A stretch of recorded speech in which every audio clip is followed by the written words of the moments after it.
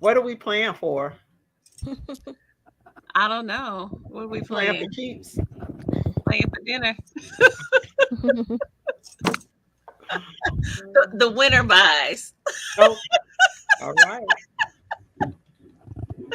Look Good at Jamila. She ready. You ready? Okay, so I found this black trivia. I don't know what's gonna happen with the black trivia, so we can try. Okay, see, Tandi came back. Okay, so let's add Tandi. Tandi, you there? I'm using my cell phone, so y'all gotta forgive me. That's okay. It's been a technology morning. Good afternoon, everyone. We know that we are starting late. We have been having technology challenges. I don't know. Someone in the chat, let us know. Is Mercury in retrograde? Because it must be right It's now. always in retrograde. That's a hint. It's always in retrograde. It legit feels like Mercury is in retrograde right Always. now. Oh Always. my goodness. With all the stuff that's going on. Yeah. So we're hanging out here mostly in the Muskogee territory, which is unceded by them, but stolen by Europeans. And it's also known as Atlanta, Georgia. To my left, probably y'all right, is my sister friend and long time just sister in this struggle, Dr. Kenja McCray, who is a historian, and she's also visiting professor at the Georgia Institute of Technology. Right underneath her is my other sister friend that is a homeschooler, is a owner of a business, Grand Tressa. So always her hair looks good, better than all of us is, and she's an anthropologist, and that is Kaumba Nozibele in Saboot, 50 million names, Waithe. And somehow our sister Tandi Chimurenga has disappeared, but she's a social commentator and she's going to come on. I'm going to put the little screen right now. So our other sister colleague is Dr. Corrie Claiborne, and she is in the car. So she's going to talk to us as she's driving, but we're going to make sure that she's safe as we have this conversation and focus on Black women. And really talking about today, we want to talk about countering the intellectual theft of things that are created by and really for Black women. And so I wanted us to be able to play this game, but we're like way behind. So I'll save the game for another time because I came up with a new one. We'll just jump into this conversation. Before we do that, I do want to just kind of spend a little bit of time today talking about the leak from the Supreme Court this week with the Justice Alito penning a preliminary decision regarding what some people would say is a overturn of 50 years of reproductive justice for all women in this country, but particularly for poor women and what some people say is marginalized, I say intentionally disenfranchised women that tend to predominantly be Black women and Indigenous women and brown women in this country. And so I wanted to kind of get from the four of you, like, what's your perspective? Like, when you saw that, I'm sure nobody was surprised about that coming out of the Supreme Court potentially, but what were your thoughts when you saw it? Well, you took the words out of my mouth. It was not a surprise. And I know from being around me, a lot of these sisters on the chat have heard that I said the backlash is coming. The moment people hit the streets after Barack Obama was elected president, I said the backlash is coming. And, I'm no expert. I'm just a teacher. I've been teaching the U.S. History Survey long enough together to know the fits and starts that have been American history was not a heroic kind of from slavery to freedom narrative. It doesn't fit that narrative very easily. I think last time I talked about this right after the January 6th insurrection. I characterize it as a drunk man's walk, not the arc. I know this sounds cynical. I've been told multiple times it sounds cynical, but it's not. It's not that, what is it? The arc of history bends towards justice. I think it is. I know I'm mangling the quote, Yeah, I mean, it's not an arc. It's a drunk man's walk. It's the flight of a bumblebee, and maybe, um, you know, time will tell that we need to stay organized, right? And freedom is not free.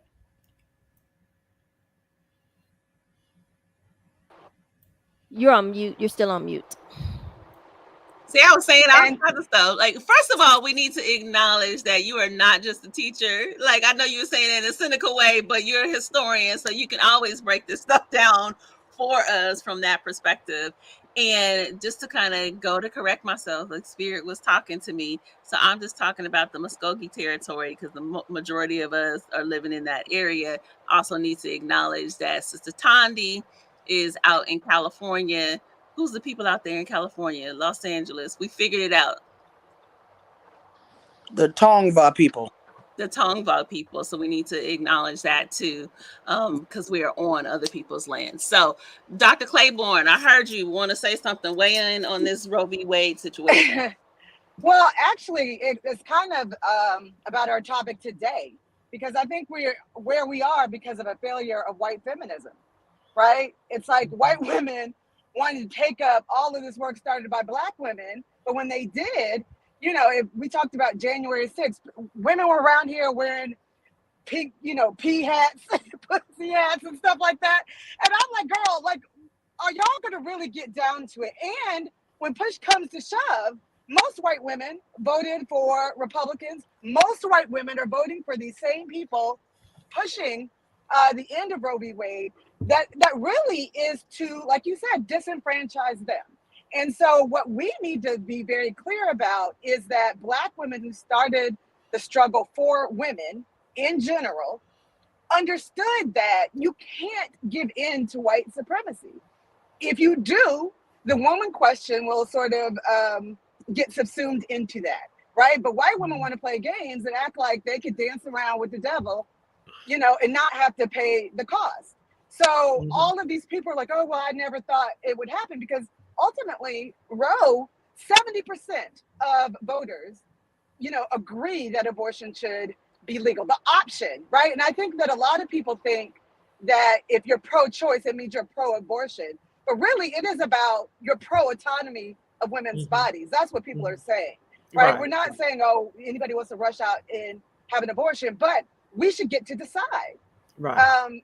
We should have that ability. And for women who are saying, oh, no, you should not have that ability, because we are very clear, abortion's not going to stop.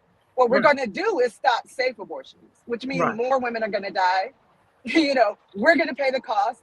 The best predictor of poverty for women really is having children, right? So we're talking about more impoverished, the economic wage gap increasing, and more women are going to die. So I think we really need to hold white women to account, because I think this is on them. So. And I think that's really interesting because, and Jamili, I don't know if you remember, we had this conversation years ago, and you pointed out how every movement that African Americans did, white women kind of coattailed on it. So it went all the way back. I know we were talking about emancipation and how the white women movement, kind of like coattailed on that. Do you remember that conversation? Yeah, abolition and then the civil rights movement. Yeah. I mean, and I don't know if I would characterize it as coattailed, but the feminism grew out of those movements, abolition, first wave feminism grew out of the abolition movement, and second wave feminism got its, buoyancy from white women's participation in the civil rights movement. And it was like the way we were talking about it, it's like they kind of tried to co-opt every movement and then turn it around and make it seem to be something about them. So I always thought that was their takeaway. I don't know if that was my perception, which is the reality for me as a Black woman. Well, I was going to say, not just coattail, but when you read people like Robert L. Allen and his book, Reluctant Reformers, most social reform movements the major social reform movements in this country, whether you're talking about progressivism, all the way down, uh, women's movement, progressivism, etc., the labor movement, they have always succumbed to white supremacy. They have Mhm. always succumbed to white supremacy. So really, the feminist movement, that they're following in line. They're Yeah. following in line. It's not anything new, and it is predictable. White women choose white supremacy every time. Yeah. I mean, I think it goes back to Corrie's comment of 51% of white women in this country voted to reinstall a sociopath for a second term. And so when you look at that, then I mean, I think that speaks volumes. No, that's not everybody. So 49% did something different, but still, the majority of white women. Yeah, It was 53%. 53. Okay, I stand corrected. I stand corrected. 53. I mean, that's a majority of people. And so we always have to think about that. And what I think about it kind of is from this dual perspective. When I'm out at the grocery store, I'm still wearing my mask. I am vaccinated, but I'm diligent about taking care of myself. And I see people all around me that don't wear a mask and don't want the government telling them to wear a mask because it's their body. So I can't tell you, you can't wear a mask to help save your life and somebody else's life, but you think that you have the right to control Black women's bodies. And I can't help but to connect that to enslavement. When you I force was Black about to say women to that. have children that they do not want, Yeah. that is no different than an enslavement. Yeah, I was thinking about that. And I think, African American women, as soon as they came into this country, they had no control over their bodies. They had no control over it. Well, I'm not going to say all because I hate absolutes. Some African American women did not have control over their bodies. They could not say who and, they would mate with, when they would mate, any of those things. So as a takeaway, they're still taking away our ability to decide what we want to do with our bodies. And I think we need to acknowledge that when it comes to, well, all of us are probably not trying to have no children and go that route anyway. That's just, based on our maturity. But um, if that did happen, we all probably have the means to access, if we decided we wanted to terminate a pregnancy. So, I mean, this is not just a Black women's issue, but this is an economic issue. And I think we need to talk about it on that level, because we don't need to pretend like, if something happened to us or something happens with our daughters, that we couldn't make that choice, because abortion still will be legal. Because what they're saying basically in this potential decision, if it comes out, is that states get to choose. So if I can put my child on a plane and go to California and allow her to make that choice, that's very different than a Black woman that cannot afford to do that. That's a completely different circumstance. I'm glad you brought that up, because I was I think addition to the previous part of the conversation was going to be white supremacy is never off the table in US history. It doesn't. I think, I agree, Tandy, to an extent it always sneaks back in, rears its ugly head. And it's never off the table, right? It's never fully in the shadows. And so that was what I was saying about the women's rights movement, and its connections with African American freedom struggles. I agree, Dr. Ojelade, that this is also a major class issue. And let's not forget, because we have to hold all these ideas in tension, it is about intersectionality. It's also a male dominance issue. And that was a part of one of the issues. Elizabeth Cady Stanton's rebuttal to Frederick Douglass in the 15th Amendment was to say, well, aren't we middle class white women more fit for the vote than, and then she goes on to use these racial slurs, right? So, in that sense, the white supremacy was never off the table, but the conversation around why Black men should have gotten the right to vote before, let's just say, if we're talking about Black history, Black women, but women in general, is a problem that, we've got to talk about. The fact that this is I think from talking to my daughter who works on is in anthropology and works on issues of maternal mortality, is that the focus from this conservative perspective is so much about the life of the fetus, and they could give two flips about the life of a mother, in particular a black mother, a poor black mother, a poor mother of color. And the whole thing is, if it's a fetus, how come people can't get tax breaks for it, right? How come I can't claim that baby on my income tax? If it's a fetus, how come, it's bizarre, it's ridiculous. Yeah, I mean, and It's a person. I think we can go back to Frances Cress Welsing's work when people are like, well, why is this happening? And I want us to move forward to our topic for today. But people do wonder, like, why is this happening? And Frances Cress Welsing laid this out for us a long time ago in her work. And she was very clear. This is around genetic survival. So if your birth populations are declining, then you're trying to stop that. And the other thing is, and I want to kind of just push back on Dr. McCray. Now, she broke down the 15th Amendment. So again, this is why you got to have a historian. Because none of us know that piece. That's important. But I'll push back on you when you use this term conservative, like the conservative movement. I think we need to stop using that. We need to just call it what it is. It's the white supremacist movement. Stop calling it conservative. Because Black people, if we want to talk about conservative folks, all our grandmama and them was some true conservatives.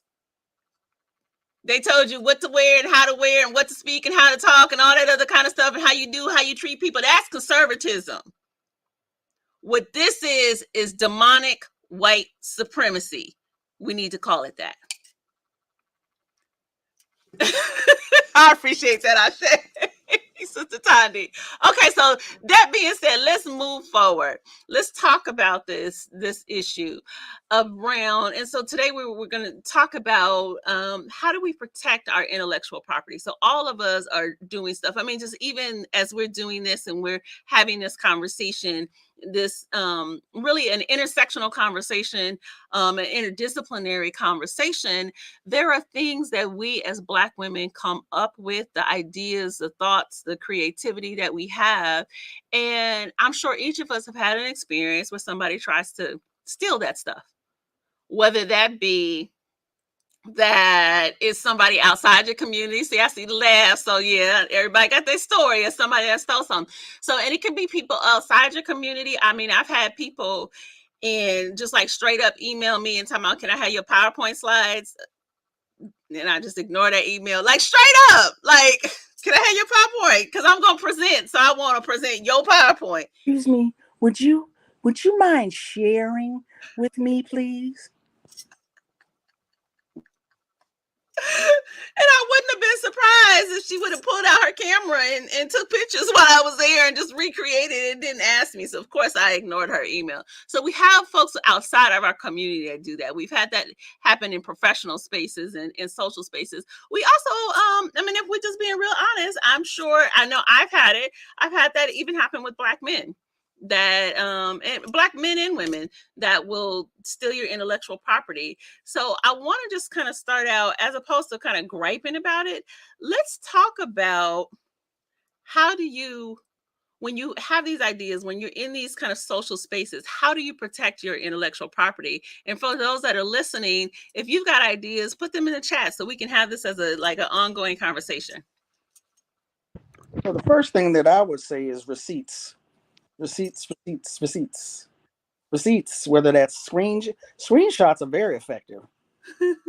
Shots are very effective. Screenshots of, and especially, a lot gets taken on social media and people try to pretend, well, it's a tweet. It's a status update. It's all as a result of your labor. It's all a result of your creative output. And regardless of the medium that you choose to share in, you have a right to be acknowledged as the creator of it. Mm-hmm. And depending upon the medium you utilize and the work you're doing, of course, you have a right to be compensated for it also. Yeah. And I'm of the opinion that regardless of any contract I sign, if I produced it, it's mine.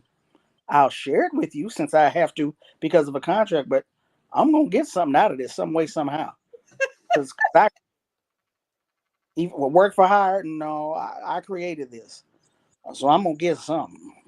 Mhm. But yeah, but what I want to say was receipts to me are the most effective. There's in terms of academic and intellectual work. There's some sisters who have come up with Cite a Sister. The hashtag Cite CITE Cite Mhm. a Sister that we need to be not only aware of, but we need to utilize. We need to request Cite a Sister. Mhm. Intellectual theft in the academic arena is real. And what's the I've forgotten the man's name. Richard Delgado, an early critical race theorist, and when I say early, I'm talking about like 1984, wrote an article called The Imperial Scholar, who talks about the fact that white scholars have notoriously mined black scholars' work in the field of civil rights and taken their ideas and published it as their own. Mhm. Mhm. So this it's not new to black people. It's not new to people of color. It's certainly not new to black women. But like I said, one of the most effective ways I believe is to have receipts and to also request slash demand that you be recognized. Regardless of how we feel about Black Lives Matter, i.e., the movement, i.e., the foundation, i.e., the founders. I remember in the very beginning, they were very, very clear when it started taking off and people were trying, pundits and commentators and people were getting speaking engagements. They was like, hold up, you need to know where this came from. It came out of three black women. Mhm. It came out of us three black women. They Mhm. were very clear. We are not going, and this whole generation, if you look at some of the early discussions, they're like, you disrespected. I can see her face so clear. Dorothy Height. You disrespected Dorothy Height at the March on Washington. You don't recognize these sisters other than Rosa Parks and the Montgomery boycott. We ain't going out like that no more. We're not going to be laboring behind in some shadows and you not know who we are. So I appreciate them at least for that much. Mhm. Dorothy Height, Ella Baker, Ella Septima Baker, Clark. yes. And, Yeah. Wait, who was the and even next though one? Ella Baker necessarily did not seek the spotlight, she needs to be acknowledged. She Mhm. needs to be put out there. And Jamila, what was the next person you said after Ella Baker? Septima Clark. Oh, definitely Septima Clark, of course. Joanne Gibson Robinson. Mm-hmm. Mhm. Yeah, I And mean, Fannie Lou Hamer, definitely, especially around reproductive justice. justice, Mhm. absolutely. Definitely, Yeah. definitely. Can She, I tell you a funny story? go ahead. Let me just say, since this semester is almost over, a former student, let's call this individual a former student, was giving critique about Keisha Blaine's Fannie Lou Hamer book, Until I Am Free. That's what I had this particular class read. And it was a class on women's and gender history. And the critique was from this particular individual. I'm sure you can guess their demographics when I say they expected a more intersectional supplementary reading for a class on women and gender in the United States. And it was pretty clear that Fannie Lou Hamer didn't go through what she went through because she was a woman. She went through it because she was Black. Okay, so next, so yeah, Corey, I wanted to pull Hold you on, into wait, wait, this wait, wait. conversation. That may have gone over my head. What I missed? What happened? What happened? That was a white girl. Okay. Ah! Oh, it was You got you got the first part right. It was a a white white It was boy. a white male. boy. Okay, Yeah, so because anyway, none of so the next, yeah. okay. So They Corey, I don't wanted think to when pull a you black He into was woman this talks both about though. being a He was woman. conversation. both. He was No, a you talk. feminist. You no. Run it back. Run it back. What did Fannie Lou Hamer go through? She was sterilized. Thank And you. yeah, of And that women. happened because She why? was She was Black. She's in because she was Mississippi. black. So, black in Mississippi. And They do again, that they still doing it, as a matter of fact. A When you black yeah, go to woman the in Mississippi. OBGYN, you can tell them you have any problem at all, and the first thing would be to remove your Right. uterus. That's called the mhm, Mississippi appendectomy. Right. So did this And individual she spoke know? out about it. Okay, but let's yeah, talk about how the you know, But hold physical on. assault Did, by the did, police who were right. trying to control her access to the vote is that the only Right. also thing that became that person knew sexual. about? Is Huh? that the only thing that that person knew about was the beating? No, no, no, no. We read the book. She You read the went We through book. it. read the whole book You went through it. and went through the whole book. Keisha Blaine lays it out. She talks about how, Fannie Lou Hamer was a women's rights activist, even though she did not avow feminism. She talked about the reasons why So she it was did all not. laid out, Right. and the person still went back to, oh, just okay. I just want to check. Dismissed all the concepts of intersectionality. And I guess we need to roll Sojourner Truth out from the Oh, grave. Okay, Lord. I.e. I got Tanya, you. Yeah. why I said next. Well, that you said that's because you got it. I needed to get it. I mean, and that's the like old Pearl Cleage quote, right? Like, she talks about how Yoko Ono is famous for saying the woman is the nigger of the world. So she was like, well, what does that make black women? Like the double nigger? Like we the niggas of the world? Like it's like there's no way to talk Nigga, about nigga, our nigga, nigga, experience. nigga. Oh my You God. wanna, substitute. Oh, being a woman is just like being black, but then that means that you don't have any way to talk about black women, right? So that can't be intersect. That can't be really a woman's issue. Was she just black? There's not anything special about her womanhood on that level. So you talk about pulling out, just like literally all women who are writing thinking in the 18th century, the 19th century, like everybody they could go back to, but no, we don't. We just double niggas, I guess. That's what we got to be.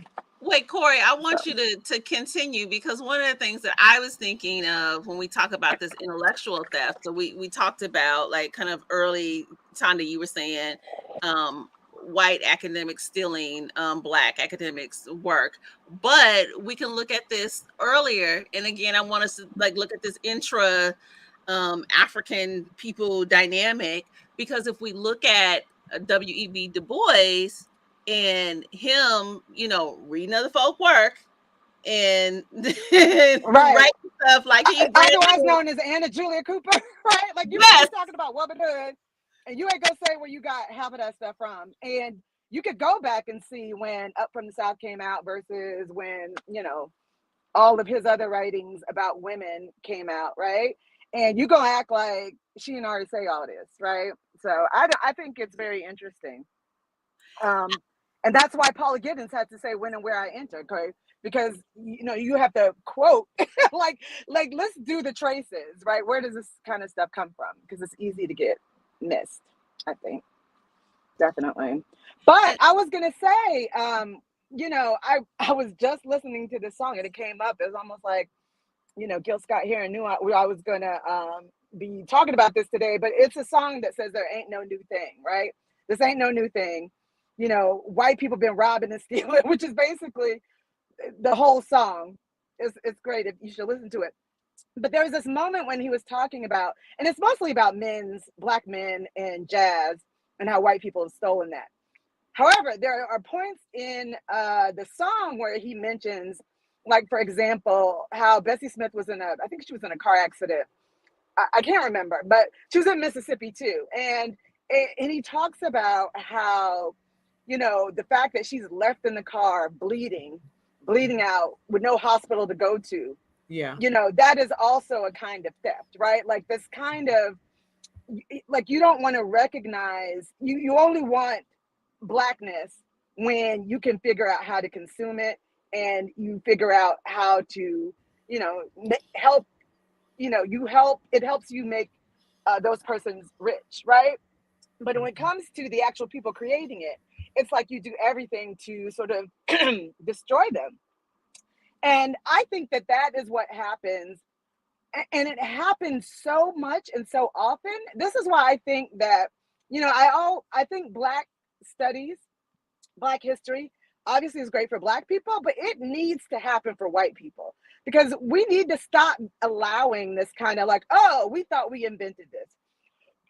Oh, we thought this was, we're going to pretend like somebody didn't say this before. We're going to pretend like Kim Kardashian invented cornrows. We're going to pretend like, right? Like we want to start this clock. And what I think, around this kind of conversation with CRT too, people forget that in that was a whole, you can't talk about gender. You can't make white men feel bad. There was all this pushback on Title IX, where you can't bring sexual assault cases against men in college, so much so that the laws under Betsy DeVos wanted to protect the men accused of rape, saying that they can't be put out of school, they can't have anything done to them, instead of the women, right? So all of this is wrapped up, I think, in this larger conversation about white men want to be able to do things, steal things with no accountability, and white women are letting them, right? That's, I think, where we're in this really interesting part. And I think that a lot of times Black studies is a way to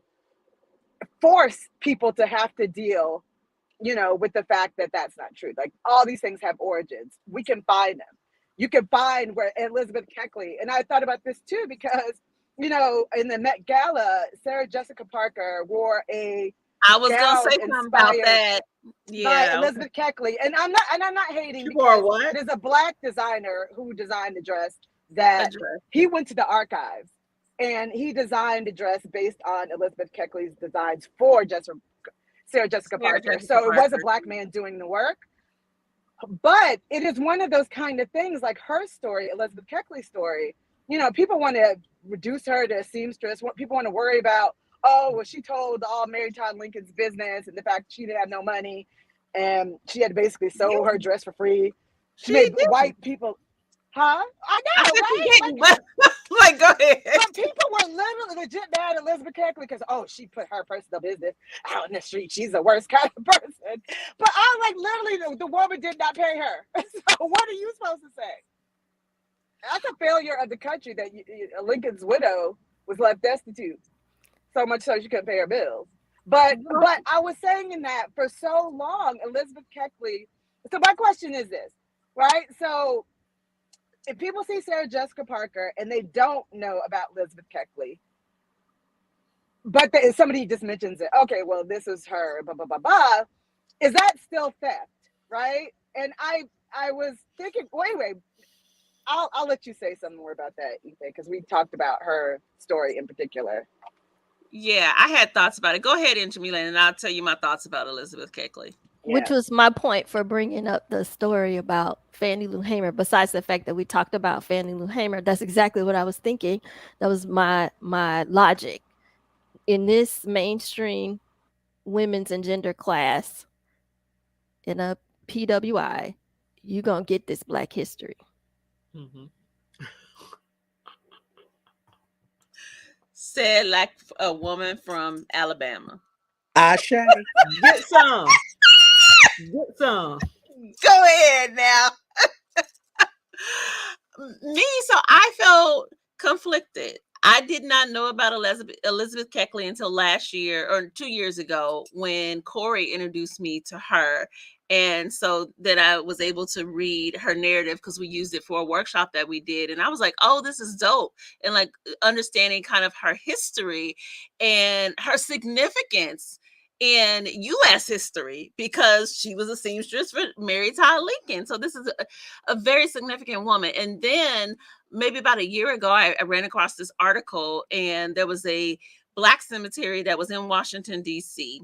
And so a lot of people, actually, let me back up. A lot of people don't also realize about Elizabeth Keckley is like during the war and then after the war, she was really active in trying to take care of the Black men that had fought in the Civil War.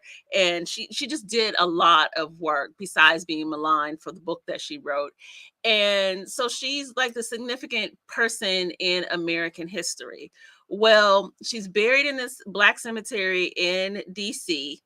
and they relocate the cemetery to the DMV area. I don't remember which one of those states, but they relocate supposedly relocate the bodies.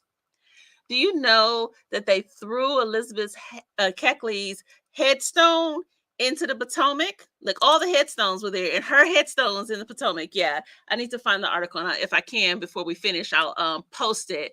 And I was like, that shows you what we're dealing with, demonic energy that would take somebody's headstone, this is a dead person, and throw it in the river. Like, all these headstones, and this couple was walking by and they saw these headstones and they're like, what? And the article just happens to talk about Elizabeth Keckley's headstone as one of the headstones. So anyway, fast forward, I'm seeing Sarah Jessica Parker with this outfit, and I don't have a thought about Sarah Jessica Parker one way or another. I watched Sex and the City years ago, but she ain't seemed so political to me. And I know that she was saying that this was a specific nod to Elizabeth Keckley. And so, of course, the first thing I do is I need to see the designer, because I'm going to be mad if the designer ain't Black, and it is a brother. But then I still feel conflicted because it's just a nod. Like, people don't understand the full history of Elizabeth Keckley. They don't understand that Elizabeth Keckley, after all that she did and the significance that she had in this country, her headstone was in the Potomac River. I think that that's the thing about Black women and the work that we do, the genius that we do. She was a leading seamstress at the time, but then she gets distilled down to this reformulated dress for the Met Gala. And I think, in addition to that, I think one of the reasons why Sarah Jessica Parker probably gave a nod to her was because the show And Just Like That, which is a retooled Sex and the City, where, I don't know if you all seen it or not, most of the new cast members that they brought in were people of color, right?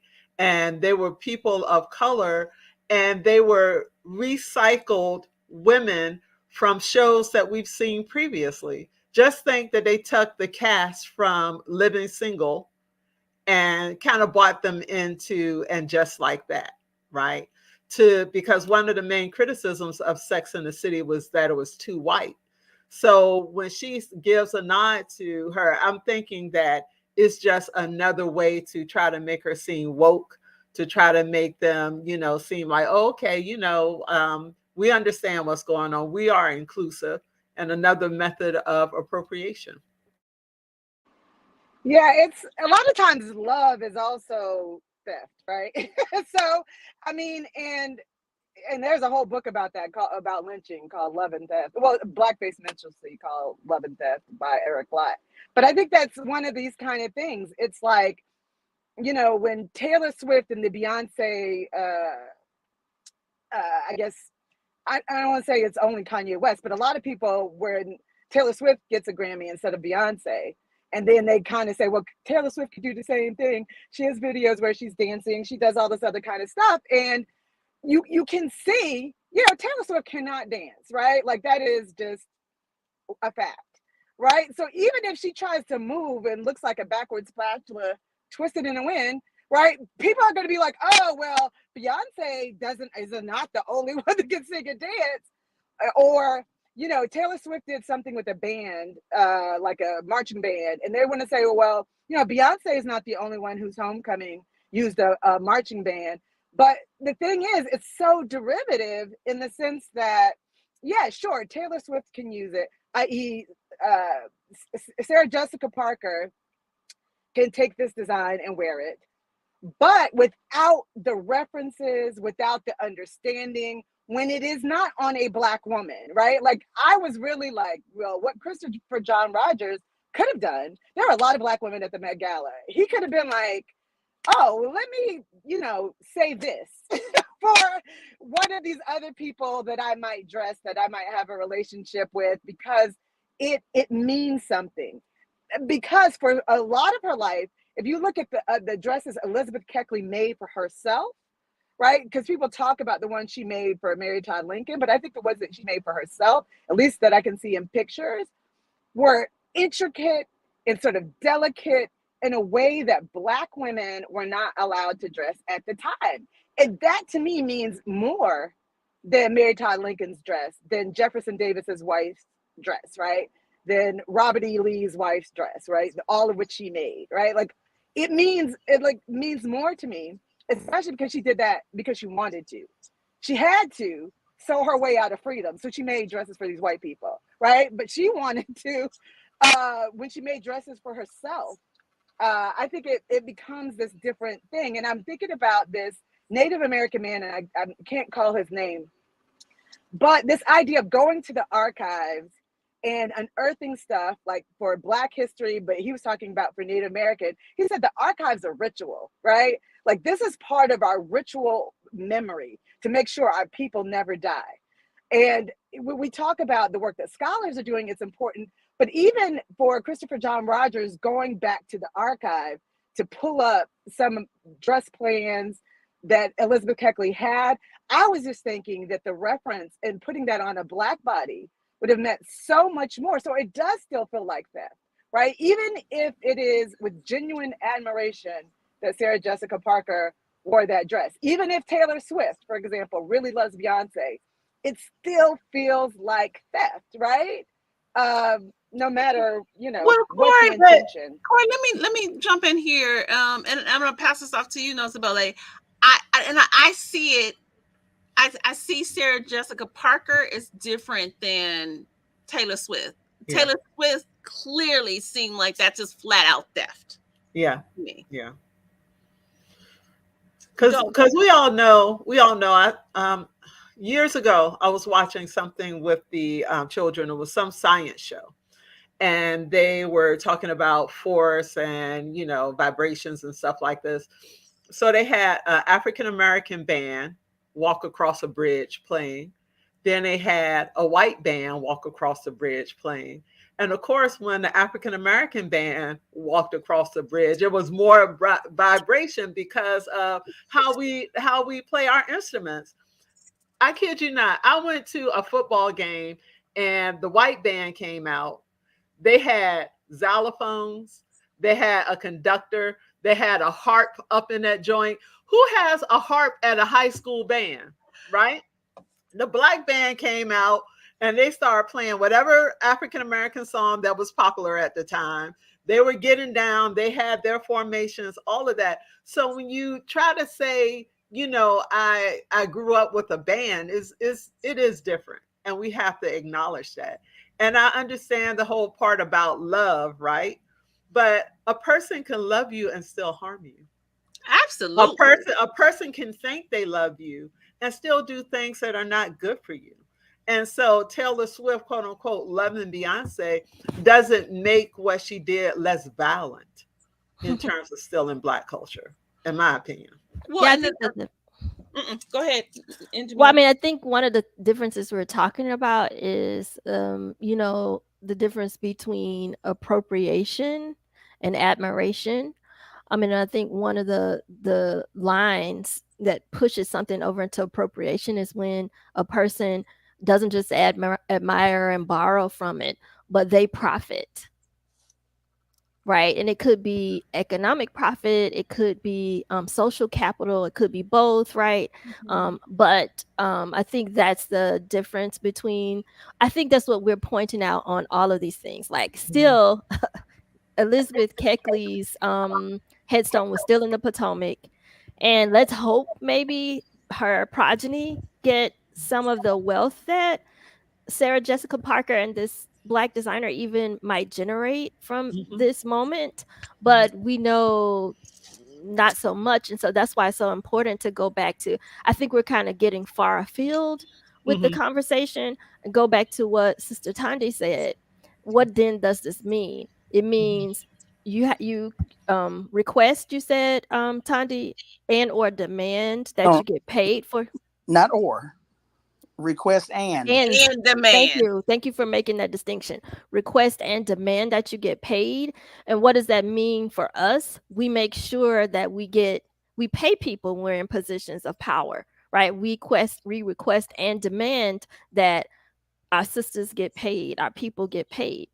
So, some of it is not intentional, right? Like you're saying, both of y'all are saying somebody who loves you can also harm you, right? Mhm. So, I mean, some of this stuff is so systemic. I'm always standing up for the humanities people, right? In a world where they're saying we need much, much, much more to give much more attention to STEM and STEAM, even, right? And so there was a project that I'm on the board of a few, local groups of historians. And what I'm saying about systemic is there was a grant that was coming out, and we had the power as a board to decide how the grant would be parsed out.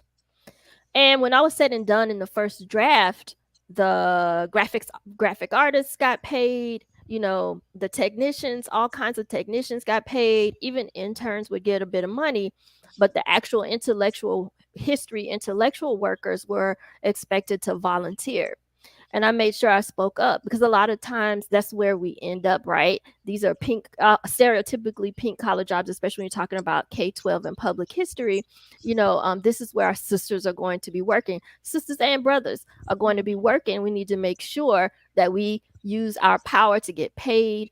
We use, I don't know how well regarded shine theory is. It's just something, cherry picked at some point and skimmed. But I tried to use that theory and it worked. Like, so when you seeing, if you're at a table where you can be a bit of a power broker and you see them overlooking a sister, or you see them appropriating her idea, say, well, I think actually Tandi, or I think actually Sister Corrie came up with that idea first. Every sister in the room, every woman in the room ought to be doing that for other women. Right. Well, and I think that kind of extending on what you said about the economics piece, even for ourselves, because sometimes you may get paid, but then people offer you lower amounts. Like, I spoke with you earlier this semester when a research one approached me, and I had already told them what my fee was for this particular workshop that they wanted me to do. So they want me to come and do this workshop for all these people, spend an hour and a half, and I'm probably gonna spend an hour and a half, 2 hours preparing for the workshop. And they were like, "Oh, can you come for $300?" Nah, shawty, I'm not going to do that. I'm not giving you my intellectual property for $300. Not going to happen, not in this lifetime. And I think it's important for us to stand up for ourselves and to say no. Now, admittedly, and this also becomes a class and a privilege issue, and I need to acknowledge this. Because I had those 3 letters at the end of my name, I wrote that lady a nasty ass letter. And I was like, my calendar is full. You And wrote you wrote her a letter like you didn't have 3 letters at the end of your name. Well, it was in a sense that it had all the butter and sweetness and love and sugar, but I told her to kiss my ass with that $300. Because I was like, basically, my calendar is full. And lots of people are coming and asking us to do all kinds of stuff because of this, the emboldened white supremacists that are out here, and the stress that it is causing. And so the only people that I'm saying yes to are people that are taking my gifts seriously and offering compensation that is appropriate. So I think that that's one of the things that we need to do too, is that we need to demand that we are paid appropriately for the work that we do. Don't just show up like licking the crack of somebody's behind just because they offer you $2. That's unacceptable. Well, I was going to say also, there's an expectation amongst movements that you labor for free. And not just labor for free, but labor in obscurity. And I have mixed emotions about that because, on the one hand, you got people who have been activists and people who are activists who, whether they're simply just writing letters all the time or in a, being a nuisance at a town hall meeting or a council person ringing off a council person's ear, what have you, to actually physically putting your body in the street when Black people are murdered by the police, whether they are advocating for policies in healthcare so that Black people don't die prematurely. Amongst the field of activism, progressive, revolutionary activism, there's an expectation that you labor not only for free, but also in obscurity. And so when we talk about not just intellectual and creative work, but also, the ideas for organizing, ideas for cooperatives, ideas on how to practically make Black people's lives better with programs and projects. Some of that is not necessarily going to be paid. I'm not sure if it should be paid, but it definitely should be recognized. So again, the whole thing of receipts. If you go back and Google is your friend, you will see where people have accused Sean King of the theft of Black women's work. Early on in his career, Son of Baldwin was accused of the same thing, of stealing Black people's work. DeRay McKesson, who was never, and actually never said he was a part of Black Lives Matter, but the media placed him there. The movement, the progressive movements, revolutionary movements, are not immune from this phenomenon also. Right. And so again, the whole thing of compensation and getting paid for movement work. But you will see people stealing the ideas and the cachet of others so that they can parlay that into something paid for them and not other people. So again, I think that we all our rent does not get paid with recognition, but recognition is still important. Yeah, Ashay. I know, Jamila, you gotta go. You said you're gonna get on Facebook. We are did I am I making that up? Okay, maybe maybe I No, made that up. yeah. I was saying that's where we post, to talk to Oh, people. Facebook. Oh, I thought you were saying you Yeah. had to go right now. My bad, my bad. Okay. So Um, I know that we're running out of time.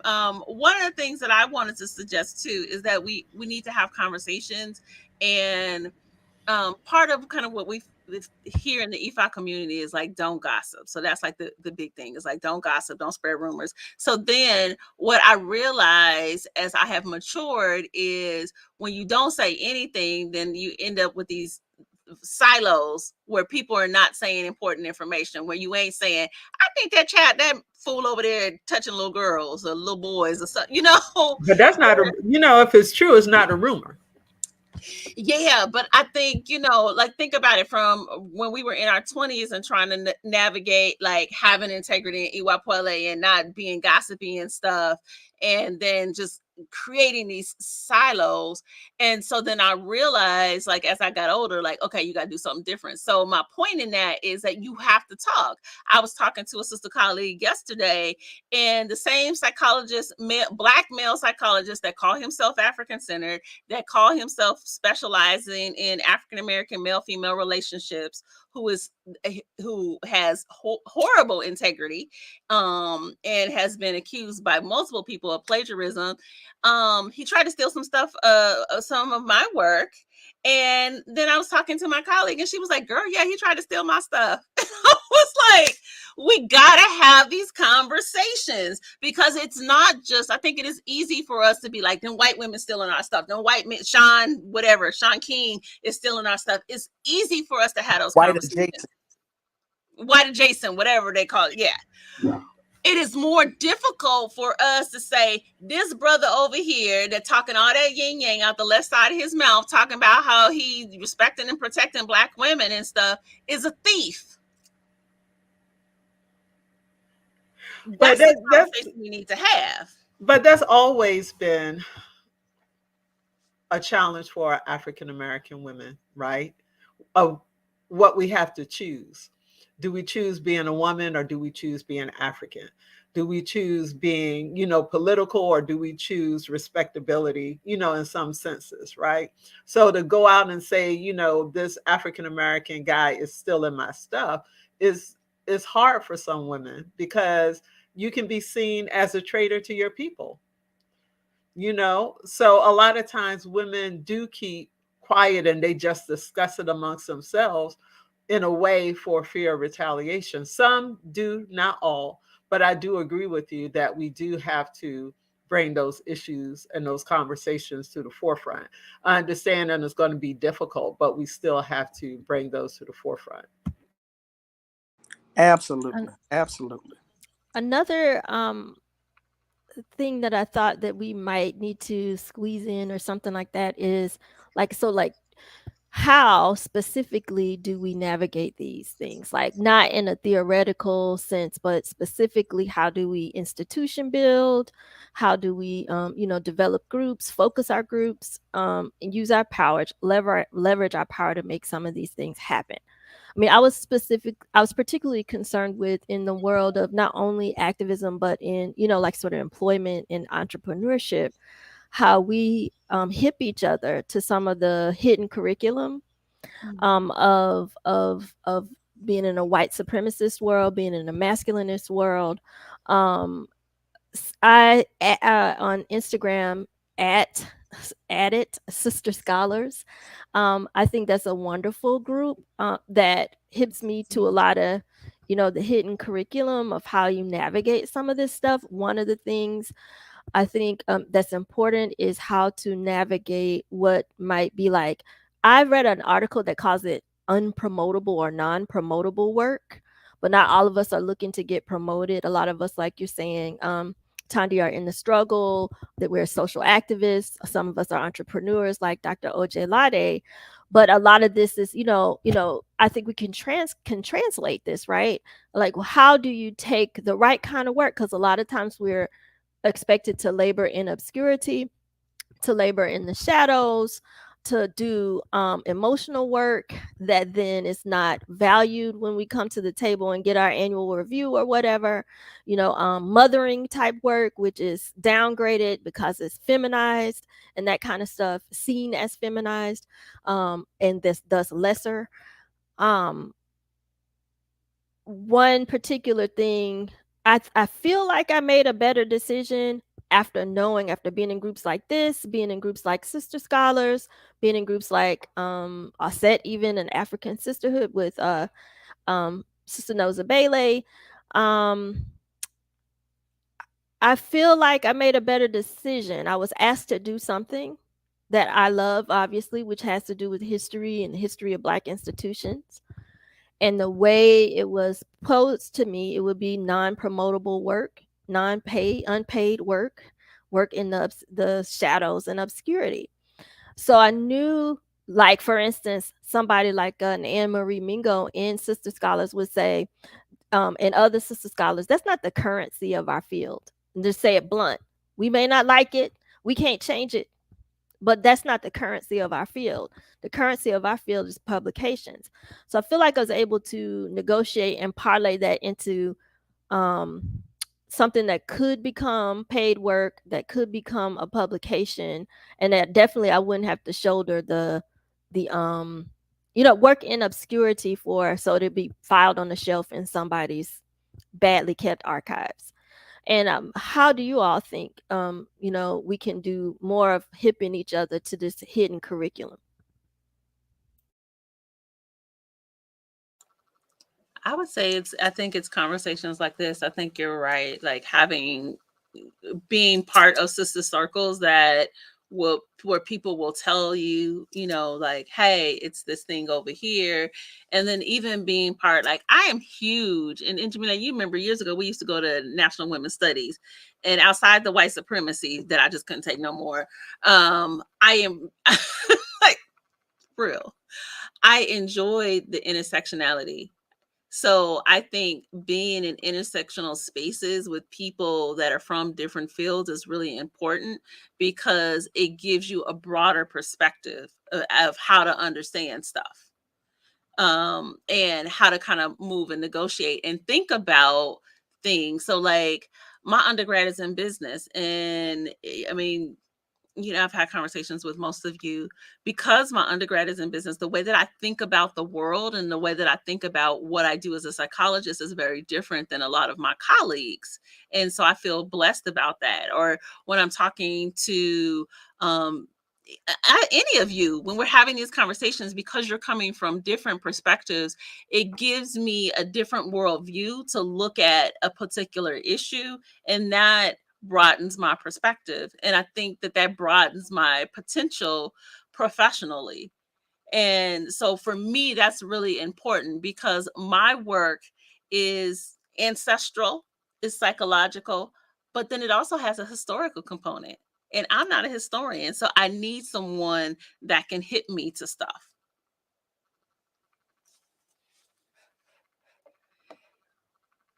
Anybody else? Okay, we are getting to the end of our time. Let me acknowledge a couple of people because I don't want to just steal their intellectual work and not acknowledge them. First, I want to acknowledge Deborah Francis because Deborah, when I said something about that article about Elizabeth Keckley and her headstone, she texted me, and that's the power of Black women. So have a Black woman that's sitting there listening. She see I can't get the article. She next thing I know, I see a text come through my phone. So thank you, Deborah Francis, for that. And I also saw my sister out in California. She's out there. She's on the other end of the state, though, Thandisizwe, Adiba Dieterville. So thank you. I see in Anne Marie, there's like several people on here just saying hi. I hope that y'all continue this conversation about your own intellectual property, thinking about how that you share it with people, because I'm not saying that I want you to keep it in, but think about how you share it, but then also how you protect it and you share it with the people that are going to value it and push the work forward and not just simply steal your work.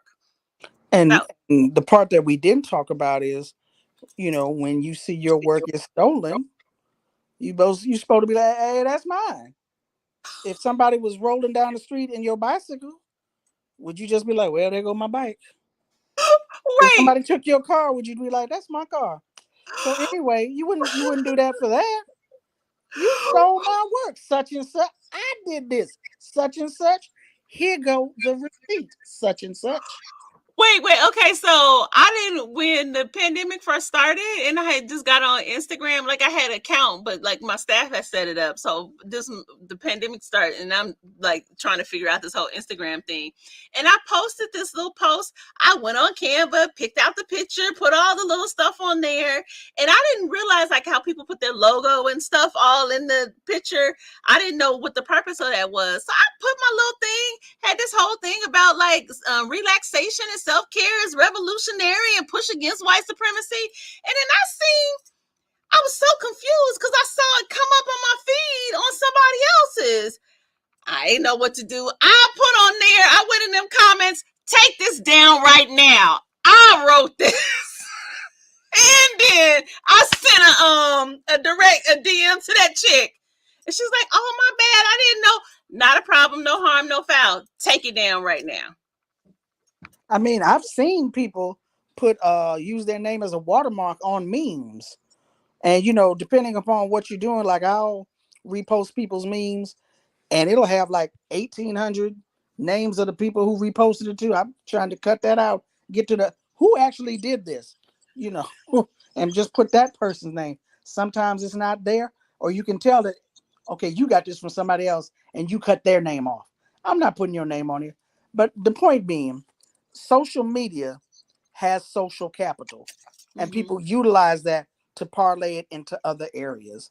So it can be just as important, just as effective as scholarly work, and I'm not trying to say that sharing memes is the same as organizing people for power. What I'm saying is that there are creative outputs, there are ideas, there are actual intellectual property, there's movement, there's action, there's work that people do that they do not get credit for. And Black women in general are supposed to do that because we've been defined as helpmeets in a certain holy book. So we're supposed to be seen as doing nothing but helping someone else rise.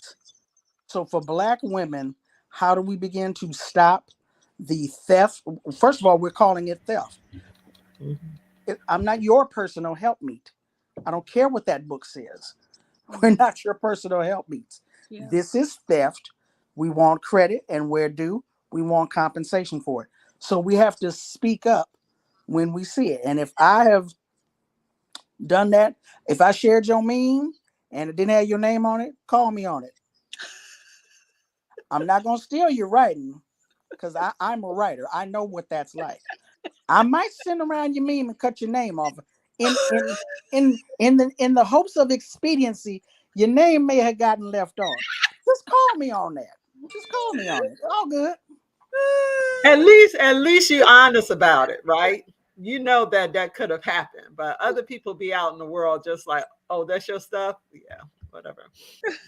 That's hilarious. Yeah, no, I'm not gonna share your memes and all that other kind of stuff. I'm still trying to understand social media. I can't do all of that. You mean you're not gonna steal the meme? I ain't gonna steal it. Share it, but don't I steal ain't gonna it. even share it because that's doing too much. Doing too much for me. See. Maybe that's why I can't do too much on social media, because I'm always on camera trying to make up my own stuff. So, but anyway, you all that are listening, do us a favor, like this, share this with other people, continue to have this conversation. Hey, Alethea, I see you there too. Alethea, like ride or die, even though she ain't with us at a Healing Paradigm anymore. We appreciate you. And tell us, share us in the comments, like what conversations you want us to have. We're continuing to have this conversation. We're going to have one more next month, and then we're going to take a couple of sessions off for the summer, and then we'll be back in the fall. So we want to continue to have this conversation and connect with you all. And we'd love to hear what you guys want us to talk about from a Black women's perspective. So see you next time. Take care.